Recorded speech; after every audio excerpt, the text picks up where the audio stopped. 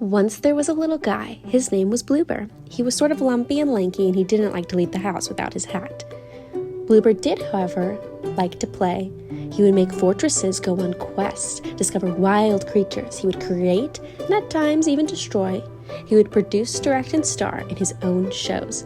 Bloober had designed a magical world where he felt entirely himself. But Bloober didn't have it all, because what is a world with no one to share it with? And that is how Bloober met Zap. The two instantly became best friends, building fortresses, going on quests, discovering wild creatures together. They would create and destroy as a pair.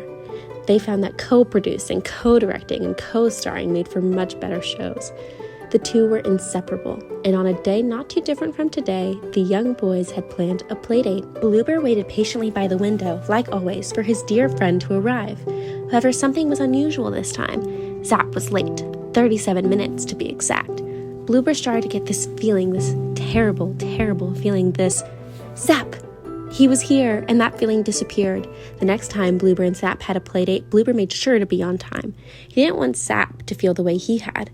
When Bloober got to Zap's house, someone was already there.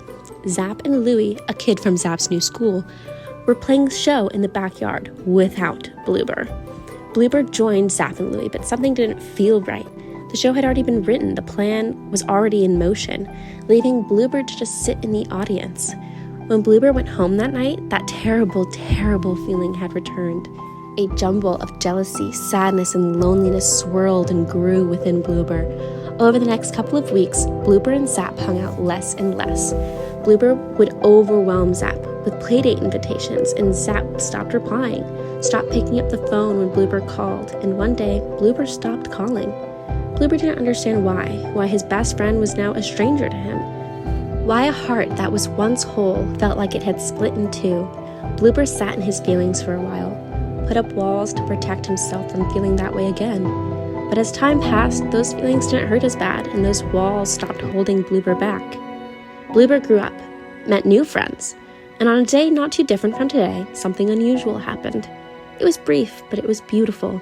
Two childhood friends, once inseparable, saw each other again, saw how much had changed, how different their lives had become, and they smiled, because who wouldn't? The end.